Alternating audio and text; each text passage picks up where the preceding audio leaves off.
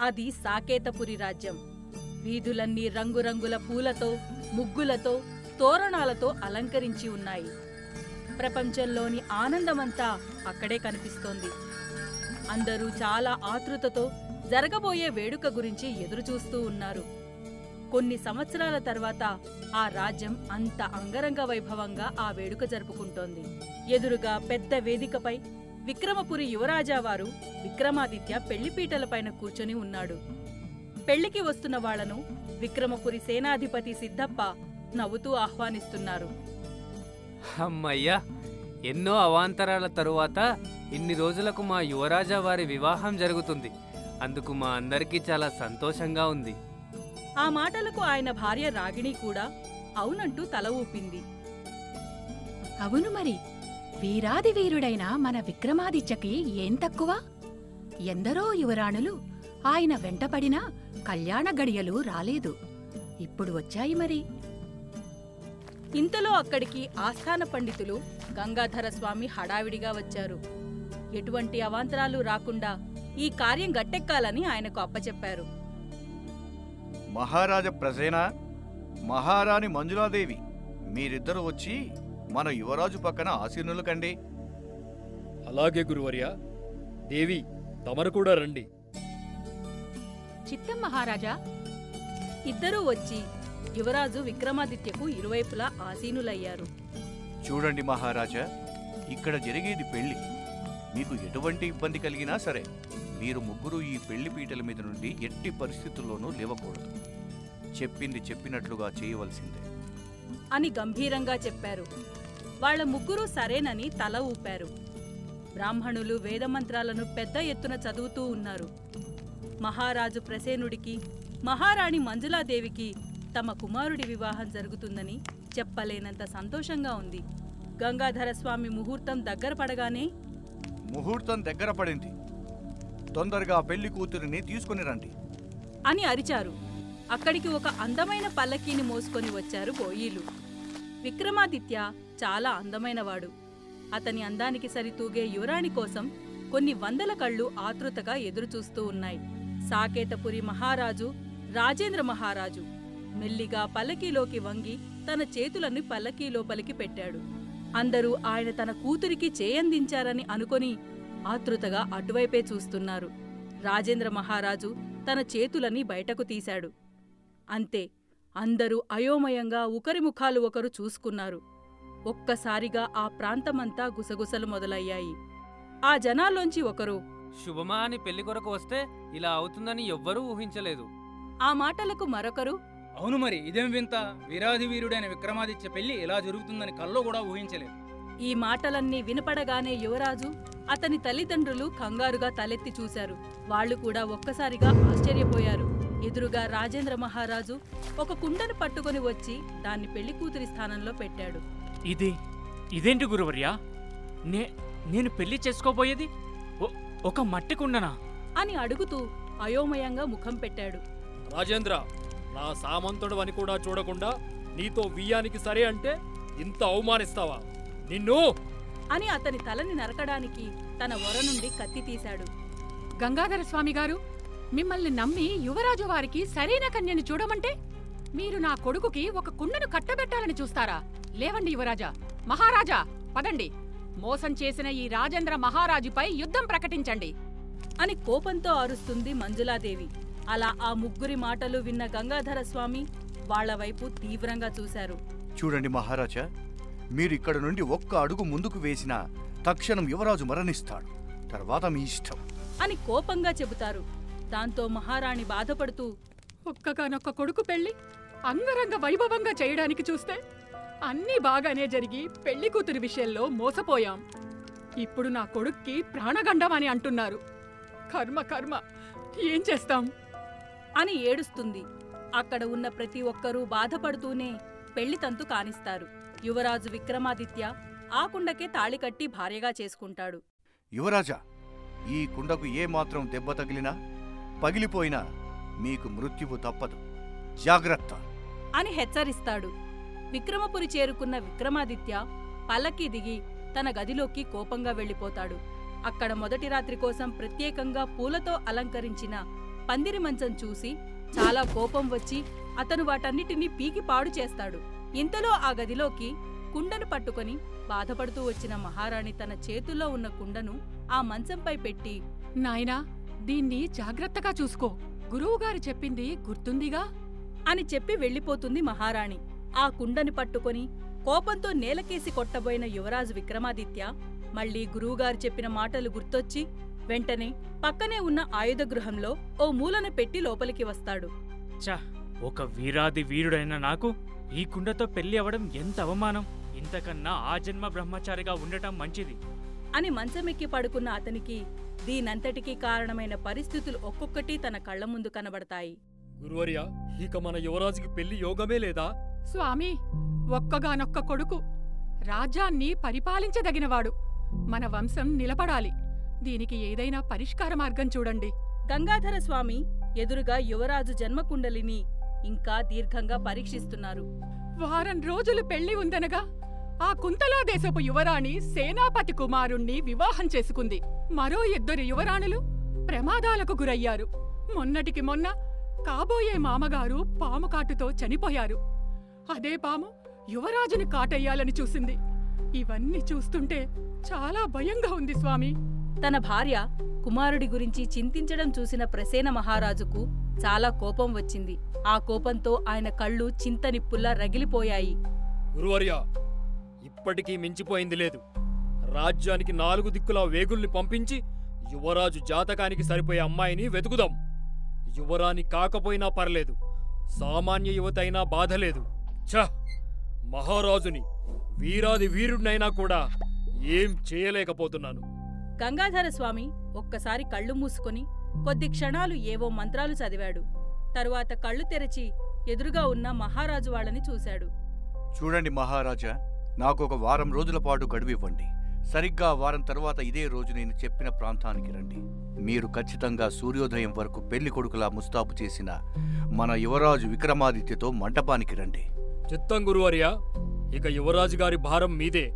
అవును స్వామి, మన రాజ్యానికి ఎదురైన ఎన్నో సమస్యలను పరిష్కరించిన మీరే మాకు మార్గదర్శకులు.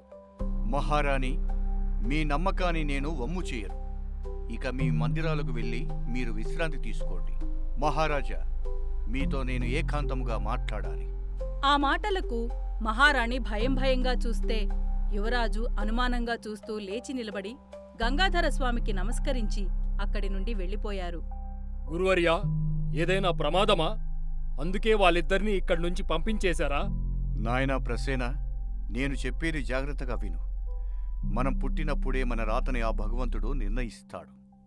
దానికి మనం అందరం బాధ్యులం మాత్రమే. రాజైనా బంటైనా ఆయన దృష్టిలో మనం అందరం సమానమే. నీకొక రహస్యం చెబుతాను, విను. మన యువరాజు జాతకంలో ద్వికలత్ర యోగం ఉంది, అంటే 2వ పెళ్లి. అంతేకాదు, అపమృత్యు దోషం కూడా ఉంది. అందుకని అతని జన్మకుండలికి సరిపోయే కన్య జాతకంలో అఖండ సౌభాగ్యం ఉండాలి. అదే ఈ సమస్యకు పరిష్కారం అని గంగాధర స్వామి మహారాజు గారితో ఒక 2 నిమిషాల పాటు రహస్యంగా మాట్లాడారు. ఆ మాటలకు ప్రసేనుడు ఒక్కసారిగా అవాక్కయ్యాడు. ఇదెక్కడి విచిత్రం! యువరానికి బదులుగా యువరాణి చెలికత్తెని వివాహమాడి ఆ తర్వాత యువరాణిని వివాహమాడాలా? ఇలా ఎవరు ఒప్పుకుంటారు గురువర్యా? మహారాజా, అలా చేయటం వల్ల యువరాజు యొక్క ద్వికలత్ర యోగ దోషం తీరిపోతుంది. తరువాత యువరాణితో పెళ్లి జరిగాక అపమృత్యు దోషం కూడా పోతుంది. గురువర్య, రాజు అన్నాక ఎంతో మంది భార్యలు ఉంటారు. అతను ఎంతమందిని చేసుకున్నా ఏమీ కాదు కదా. పిచ్చివాడ, అది నాకు తెలియదా? వివాహమయ్యాక ఇద్దరూ గొడవపడి విడిపోతే కనుక ఆ రాజ్యం మన శత్రురాజ్యాలతో కలిసి మన పైన యుద్ధం ప్రకటిస్తే ఎంతమంది చనిపోతారో ఒక్కసారి నువ్వు ఆలోచించు. అనుకోకుండా ఆ యుద్ధంలో మనం గనక ఓడిపోతే ఇంత సువిశాలమైన సామ్రాజ్యాన్ని స్థాపించిన మీరు యువరాజా వారు సామంతరాజులుగా మిగిలిపోతారా? ఆలోచించుకోండి. మీకు సమయం కూడా ఎక్కువగా లేదు. గురువుగారి మాటలు విన్న తర్వాత కొద్దిసేపు అయోమయంలో కూరుకుపోయిన ప్రసేన మహారాజు చివరకు సరేనని తల ఊపాడు. భలా ప్రసేన, ఇది సరైన నిర్ణయం. నా శిష్యుడవని మరొక్కసారి నిరూపించుకున్నావు. మీనమేషాలు లెక్కించకుండా త్వరగా నిర్ణయాన్ని తీసుకున్నావు. ఇక నాకు సెలవిప్పించు. మళ్ళీ వారం రోజుల తర్వాత ఇదే రోజున సూర్యోదయం సమయానికి అక్కడ ఉండండి అని వాళ్ళు ఉండవలసిన ప్రాంతం చిరునామాను చెప్పిన గంగాధరస్వామి అక్కడి నుండి వెళ్ళిపోయాడు. గంగాధరస్వామి చెప్పిన విధంగా ఆ ప్రాంతానికి విక్రమపురి యువరాజు విక్రమాదిత్య తన తల్లిదండ్రులు, రాజ్యప్రముఖులు, ప్రజలను తీసుకొని మేళతాళాలతో ఊరేగింపుగా అక్కడికి చేరుకున్నాడు. ఎదురుగా ఉన్న గంగాధరస్వామి చిరునవ్వుతో కనిపించాడు. గురువర్యులకు ప్రణామములు. విజయోస్తు నాయనా. విక్రమ, ఆ కనుచూపు మేరలో ఒక పెద్ద కొండ కనిపిస్తుంది చూడు. అదే గద్దల కొండ. అది ఒక పెద్ద బ్రహ్మరాక్షసుడి ఆధీనంలో ఉంది. ఒక 2 సంవత్సరాల క్రితం అక్కడికి ఈ సాకేతపురి యువరాణి అరుంధతీదేవి తన చెలికత్తెలతో విహారానికి వెళ్ళింది. ఆమె అందచందాలను చూసి మోహించిన ఆ బ్రహ్మరాక్షసుడు ఆమెను చెరబట్టాడు.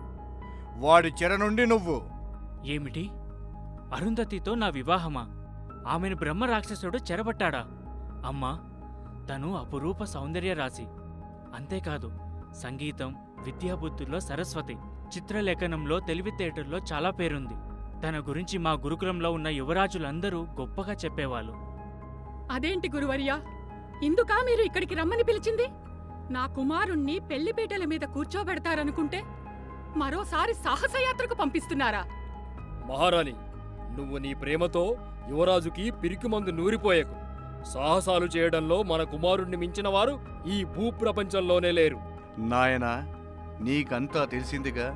విజయోస్తు. వెళ్ళిరా.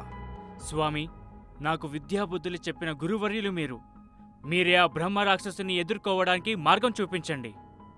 అతని వినయ విధేయతలను చూసిన గంగాధరస్వామి చాలా సంతోషించాడు. నాయనా, నీలో నాకు నచ్చే గుణమే ఇది. వినయ విధేయతల్లో నిన్ను మించిన వాడు లేడు. ఆ రాక్షసుడు మహాశక్తివంతుడు, మాయావి కూడా. అతనిపై సాధారణ ఆయుధాలు పనిచేయవు. అలాగే ఆ రాక్షసుని ప్రాణాలు వాడి శరీరంలో కూడా లేవు. మరి ఎలా గురుదేవా? గంగాధరస్వామి 2 క్షణాలు కళ్ళు మూసుకొని మంత్రం చదువుతూ గాలిలో చేతిని ఊపాడు. అంతే, అతని చేతిలో తడతడమని మెరిసిపోతున్న ఒక చతుర్థిక సువర్ణ ఖడ్గము దర్శనమిచ్చింది. ఆ ఖడ్గాన్ని విక్రమాదిత్యకి ఇస్తూ, చూడు నాయనా, ఆ గద్దల కొండపైకి వెళ్ళిన తర్వాత అక్కడ నాగుల పుట్ట ఉంటుంది. ఆ పుట్టలో ఒక కన్నంలో మాత్రమే చిత్ర విచిత్రమైన రంగులతో మెరుస్తున్న ఒక అండము ఉంటుంది. అందులో ఆ బ్రహ్మరాక్షసుడి ప్రాణాలు నిక్షిప్తమై ఉన్నాయి. అది మామూలు ఖడ్గంతో పగలదు. ఈ చతుర్థిక సువర్ణ ఖడ్గంతో దాడి చేస్తే అది సులువుగా పగులుతుంది. అప్పుడు ఆ బ్రహ్మరాక్షసుడు చస్తాడు. ధన్యుడను గురుదేవా.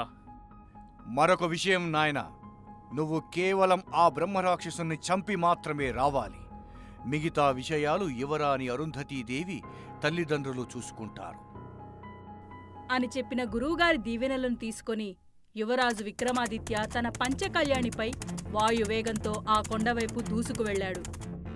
కనుచూపు మేరలో ఉందనుకున్న కొండ పోను పోను మరింత దూరంగా కనిపిస్తుందే తప్ప దగ్గరగా కనిపించడం లేదు. వెంటనే తన అంగారఖాలో ఉన్న చిన్న భరిణను తీశాడు. అందులోని ఒక కాటుకలాంటి మిశ్రమాన్ని తన చేతి మధ్యలో బొట్టుగా పెట్టుకొని తన గుర్రం ముఖానికి కూడా బొట్టులా పెట్టాడు. అంతే, కన్ను మూసి తెరిచే అంతలో వాయువేగంతో తన గుర్రంతో సహా గద్దల కొండపైకి చేరుకున్నాడు. నిశ్శబ్దంగా ఉన్న ఆ కొండపైన ఒక్కసారిగా సుడిగాలి మొదలైంది. అందులో పడి దుమ్ము ధూళితో సహా మహామహా వృక్షాలు కూడా గాలిలో తేలసాగాయి. తన చేతిలో ఉన్న చతుర్థిక సువర్ణ ఖడ్గాన్ని గాల్లోకి ఎత్తి ఓం గంగాధర స్వామియే నమః అని ఒక్కసారి ఝళిపించాడు. అంతే, గాలి మొత్తం తగ్గిపోయింది. కాని ఉన్నట్టుండి అతనిపైకి ఎర్రని మంటలు ఎగసి ఎగసి రాసాగాయి. అంతేకాదు, అతను ఎక్కడ కాలు పెడితే అక్కడ భూమి పగిలిపోసాగింది. మంటల్లో చిక్కుకున్న యువరాజు మళ్లీ గురువుగారి పేరు స్మరిస్తూ ఆ ఖడ్గాన్ని ఝుళిపించాడు. అది గురువుగారి మహత్యం. అరే రారా, చాటుగా ఉండి దెబ్బతీయడం కాదురా, ధైర్యం ఉంటే ఎదురుగా వచ్చి యుద్ధం చేయరా అని ఆ బ్రహ్మరాక్షసుణ్ణి రెచ్చగొట్టాడు.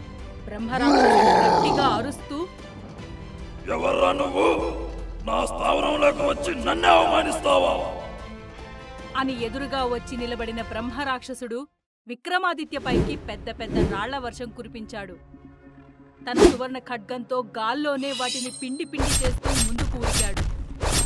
అదిగో ఎదురుగా చిత్ర విచిత్రమైన రంగుల కాంతి కనిపిస్తుంది. అదే నాగుల పుట్ట కదూ? అసలు నువ్వెవర్రా? నా ప్రాణ రహస్యం నీకెలా తెలిసింది అని అరిచాడు. ఒరే మాయావి, యువరాణి అరుంధతీ దేవిని చెడబడతావా? ఈ రోజు అయిపోయావురా నా చేతిలో అని ఒక్క ఉదుటున ఆ పుట్ట దగ్గరికి వెళ్లాడు యువరాజు. చతుర్థిక సువర్ణ ఖడ్గాన్ని గాల్లోకి లేపి తన శక్తినంతా చేతుల్లోకి తెచ్చుకొని కన్నంలో కనబడుతున్న ఆ అండంపై దాడి చేశాడు. వెంటనే ఆ అండం తునాతునకలు కావడంతో ఆ బ్రహ్మరాక్షసుడు పెద్ద పెట్టున అరుస్తూ ప్రాణాలు వదిలాడు. ఇంతలో ఏవేవో శబ్దాలు రావడంతో గతంలో నుంచి బయటకు వచ్చిన యువరాజు విక్రమాదిత్య ఉసూరుమని నిట్టూర్పు విడుస్తూ, కొండను తవ్వి ఎలుకని పట్టినట్టు అంత పెద్ద బ్రహ్మ రాక్షసుని చంపి ఈ మట్టి కుండని పెళ్లి చేసుకోవడమా? ఛ, ఎంతటి సిగ్గుచేటు! ఇంతలో ఎవరో అమ్మాయి తీయగా, విక్రమా, ఓ విక్రమా, నీ ధైర్య సాహసాలు భలే నచ్చాయి నాకు అని కిలకిలమని నవ్వులు వినిపించాయి. యువరాజు దిగ్గున లేచి కూర్చున్నాడు. ఎవరది?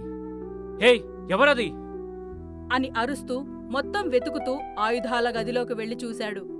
పాపం, చెత్తా చెదారాల మధ్యలో కలువ పువ్వులా ముద్దుగా ఉన్న కుండను చూడగానే ఏమనిపించిందో ఏమో, దాన్ని మెల్లిగా చేతుల్లోకి తీసుకొని పడక గదిలో తన పక్కన మంచంపై పెట్టుకొని చూస్తూ ఉండిపోయాడు. ఇది న్యాయమా? యువరాణి కోసం కష్టపడితే ఈ కుండతో పెళ్లి చేయించారు. ఏం చేస్తాం? నీతోనే ముచ్చట్లు చెప్పనా? ఆ మట్టి కుండ ఉలుకు పలుకు లేకుండా అలాగే ఉండిపోయింది. యువరాజు మాట్లాడుతూ మాట్లాడుతూ అలాగే నిద్రలోకి జారుకున్నాడు. యువరాజా, నన్ను ఆ బ్రహ్మరాక్షసుని చెర నుండి విడిపించి పెళ్లి చేసుకున్నందుకు ధన్యవాదాలు. నిజమా చెల్లి? నీ గురించి విన్న తరువాత నేను నీపై మనసు పడ్డాను. కాని 2 సంవత్సరాలుగా నీ జాడ తెలియక ఊరుకున్నాను. ఇంతటి అద్భుత సౌందర్య రాశి నాకు సొంతమవ్వడం నిజంగా నా అదృష్టం. ఇద్దరూ ఒకరినొకరు కౌగిలించుకున్నారు. అలా ఎంత సమయం గడిచిందో వారికే తెలియదు. దిగ్గున లేచి కూర్చున్న విక్రమాదిత్య చుట్టూ చూసుకున్నాడు. తన పక్కన కుండ అలాగే ఉంది. ఇదేంటి? రాత్రి యువరాణి అరుంధతీదేవిని కౌగిలించుకున్నానుగా. అయ్యో, అది కళ. అదే నిజమైతే ఎంత బాగుండు. ఇంతలో ఒక తీయని స్వరం వినిపించింది. యువరాజా, అది కలే, నిజమయ్యే రోజు తప్పక వస్తుంది అన్న మాటలు వినిపించాయి. దిక్కులు చూసిన యువరాజుకు ఆ మాటలు కుండ నుండి వినబడడంతో ఆశ్చర్యంగా ఆ కుండవైపు చూశాడు. అవును యువరాజా, మీరు స్వప్నావస్థలో ఉన్నారు. ఏంటి? మట్టి కుండవి నువ్వు మాట్లాడుతున్నావా? అవును యువరాజా, నేనే. నాతోనే పరాచకాలా? మర్యాదగా నీ అసలు రూపును ధరించి కనపడు, లేదంటే నిన్ను నేలకేసి విసిరి కొడితే ముక్కలు ముక్కలైపోతావు. జాగ్రత్త. అంత పని చేయకండి యువరాజా, నేను మీ భార్యని. ఏంటి? మట్టి కుండవి నువ్వు నా భార్యవా? అసలు విషయం చెబుతావా లేదా? యువరాజా, నేను నిజంగా సాకేతపురి యువరాణి అరుంధతినే. ఆ బ్రహ్మరాక్షసుడి శాపం వల్ల ఇలా కుండగా మారాను. ఏంటి? బ్రహ్మరాక్షసుడి శాపమా? అవును యువరాజా, ఆ శాపవశాత్తు నేను కుండగా మారాను. ఇదేదో విచిత్రంగా ఉందే. నీ శాప వృత్తాంతం గురించి నాకు వివరంగా చెప్పు. చెబుతాను యువరాజా. ఒకరోజు నేను నా చెలికత్తెలతో విహరిస్తూ పక్కనే గద్దలకొండకు దగ్గర్లో ఉన్న జలపాతంలో స్నానం చేస్తున్నప్పుడు కుండ తన శాప వృత్తాంతం గురించి చెప్పడం మొదలుపెట్టింది. యువరాణి, ఇక చాలు, ఇప్పటికే సాయంత్రం కావస్తోంది. మల్లికా, చుట్టూ చూడు, ఇక్కడ వాతావరణం ఎంత బావుందో. ఈ జలపాతంలో స్నానం చేయాలని చాలా కోరికగా ఉంది. పదండి, అందరం చేద్దాం. అమ్మో, వద్దు వద్దు, సాయంత్రం కావస్తోంది. మొదలే ఇక్కడ బ్రహ్మరాక్షసుడు తిరుగుతూ ఉంటాడని అందరూ చెబుతూ ఉంటారు. మొదలే ఈరోజు నిండు పౌర్ణమి. అలాంటి వాళ్లకు ఈ అమావాస్య పౌర్ణమి రోజుల్లో వాళ్ల శక్తులు 10 పెరిగి బాగా పనిచేస్తాయట. ఏమీ కాదు, పదండి, చీకటి పడడానికి ఇంకా సమయం ఉంది. లేదు యువరాణి, మీకు మేము కాపలాగా ఉంటాము. మీరు చేసిరండి. సాయంకాలపు నీరెండలో స్నానం చేస్తున్న యువరాణి మేను బంగారు వర్ణంలో మెరిసిపోతూ ఆమె సౌందర్యము ఇంకా అద్భుతంగా కనిపిస్తుంది. అక్కడికి బ్రహ్మరాక్షసుడు ఎప్పుడు వచ్చాడో ఎవరూ గమనించలేదు. ఓహో, ఎంత అందంగా ఉన్నావు!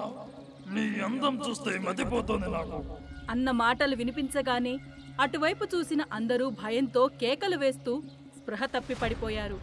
అరుంధతి కూడా ఎదురుగా కనబడిన ఆ భీకరమైన రూపును చూసి కెవ్వుమని కేక వేసి తెలివి తప్పి పడిపోయింది. అయ్యో, ఎంతటి సుకుమారి ఈ యువరాణి! తనని నా స్థావరానికి తీసుకుపోతాను అని కళ్ళు మూసుకొని ఒక మంత్రం జపించాడు. అంతే, ఒక్క క్షణంలో ఆ బ్రహ్మరాక్షసుడు అరుంధతితో సహా తన గుహలో ప్రత్యక్షమయ్యాడు. అయ్యో, స్పృహ తప్పింది కదా! కురుపి, ఇలా రా అని తన సేవకురాలిని పిలిచాడు. ఆమె తన పేరుకు తగ్గట్టుగానే అందవికారంగా ఉంది. తనకు స్పృహ రప్పించు. కురూపి మెల్లిగా యువరాణి ముఖంపై నీళ్లు చల్లింది. యువరాణి మెల్లిగా లేచి కూర్చుంది. మాటలు కూడబెట్టుకుని, ఎవరు ఎవరు నువ్వు? నేను ఈ కొండను ఏలే బ్రహ్మరాక్షసుడని. నీ అందం చూసి నిన్ను మోహించాను. అందుకే నా స్థావరానికి నిన్ను తీసుకువచ్చాను. మన ఇద్దరం రాక్షస వివాహం చేసుకుందాం.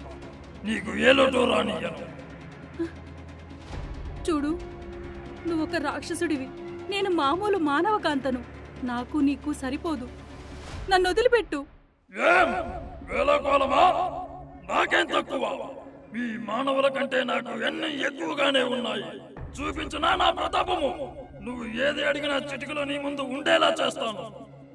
వద్దు వద్దు, నిన్ను నీ రూపాన్ని చూస్తేనే భయంగా ఉంది. ఇంకా నీతో వివాహమా అని అసహనంగా ఆ బ్రహ్మరాక్షసుడిని చూస్తూ అసహ్యంగా ముఖం చిట్లించింది. ఏమే, నన్నే చూసి అసహ్యంతో ముఖం తిప్పుకుంటావా? నీ అందాన్ని చూసే కదా నీకింత గర్వం? నువ్వు ఏ అందాన్ని చూసైతే మిడిచిపెడుతున్నావో ఆ అందమే నీకు లేకుండా నిన్ను శపిస్తాను. మర్యాదగా నన్ను వివాహం ఆడు. నువ్వు నన్ను శపించినా పర్వాలేదు, నిన్ను మాత్రం నేను వివాహం చేసుకొనిగాక చేసుకోను. ఇదే నీ నిర్ణయమా? అవును అవును అవును, నిన్ను పెళ్లి చేసుకొని జీవితాంతం నీ వికృత రూపాన్ని చూస్తూ భరించే కంటే ఆ శాపమే మేలు. అవునా? అయితే నిన్ను ఇప్పుడే శపిస్తాను. శపించు. ఎప్పుడో ఒకప్పుడు నీ ఆగడాలను కట్టిపెట్టేవాడు ఎవరో ఒకరు ఇక్కడికి వస్తారు. అప్పుడు నన్ను నీ చెర నుండి విడిపిస్తారు. పిచ్చిదానా, ఇది నా స్థావరం, గద్దెల కొండ. ఇక్కడికి మనసున్నవాడు ఎవడూ రాలేడు, రాడు కూడా. వచ్చిన అడుగు పెట్టిన తక్షణం చచ్చూరుకుంటాడు. ఒకవేళ వాటిని దాటుకుని వచ్చినా ఇక్కడ నన్ను ఎదిరించలేడు, చంపలేడు. వీడు ఖచ్చితంగా నన్ను శపించి తీరుతాడు. ఏమో, ఒకవేళ నా అదృష్టం బాగుండి ఈ బ్రహ్మరాక్షసుడిని వధించి నాకు శాప విమోచనం చేసే వీరుడు ఎవరైనా వస్తారేమో అని అరుంధతి తన మనసులోనే ఆలోచించి వెంటనే, అంత గొప్పలు పోకు, ఒకవేళ నిన్ను ఓడించే ధీరుడు వస్తే?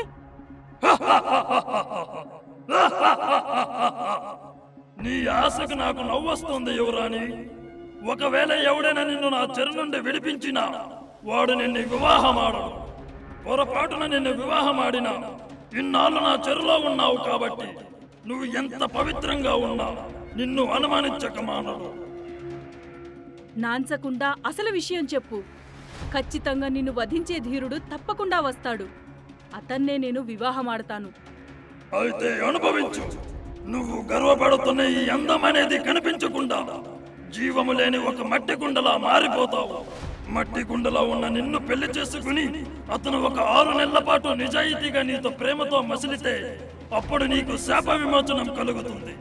ఈ నీ శాప వృత్తాంతం నువ్వు నీ భర్తతో తప్ప మరొకరికి చెప్పిన వెంటనే నువ్వు జీవితాంతం ఇలా మట్టి కుండలా ఉండిపోతావు అని చెప్పిన బ్రహ్మరాక్షసుడు ఏదో మంత్రం చదివి పక్కనే ఉన్న కమండలంలోని మంత్రజలాన్ని యువరాణి అరుంధతి పైన చల్లాడు.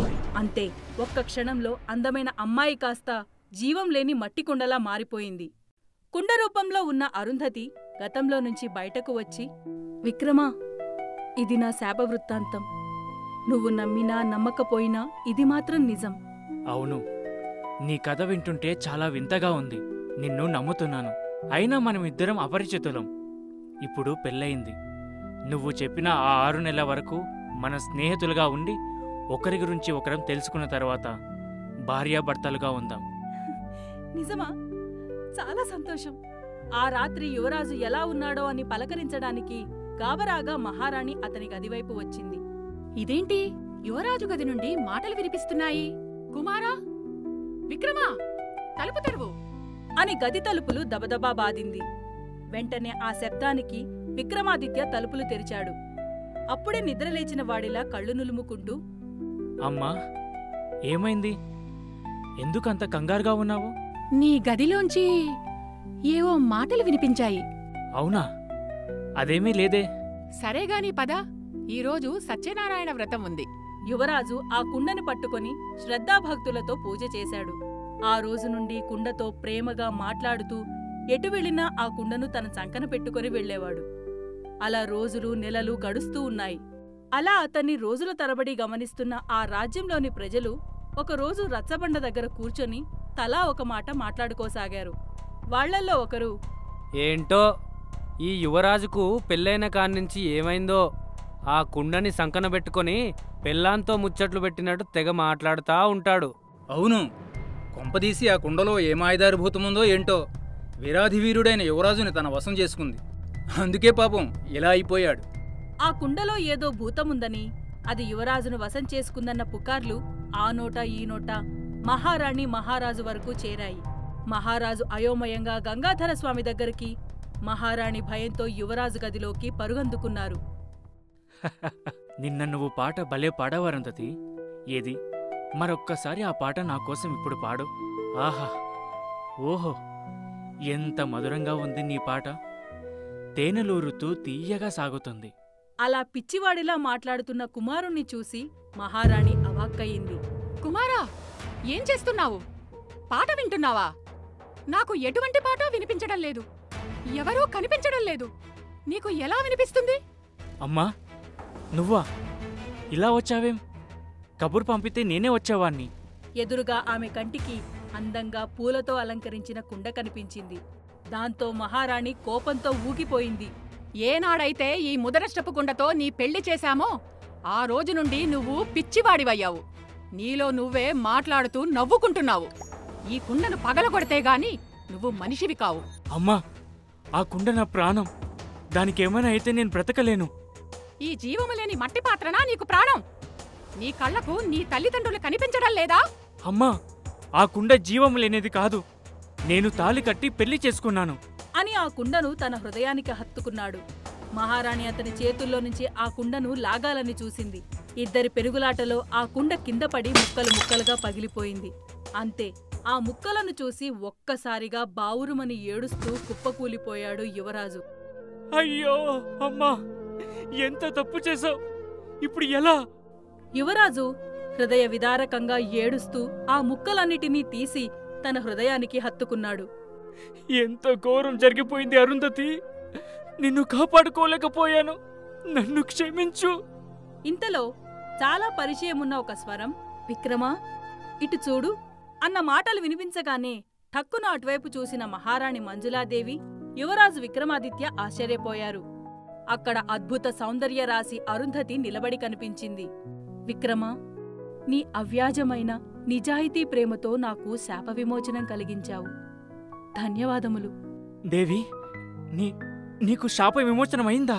వాళ్ళిద్దరినీ చూసిన మహారాణి అయోమయంలో పడిపోయింది. నాయనా, కుమారా, ఏంటే విచిత్రం? కుండలో నుండి అమ్మాయి రావడమా? నాకు తెలుసు, అది నిజంగా భూతమే. విక్రమా, నువ్వు ఇలా రా అని భయంతో అరిచింది. అమ్మా, ఆ బ్రహ్మ రాక్షసుడి శాపం వల్ల అరుంధతి ఇలా కుండలా మారిపోయింది.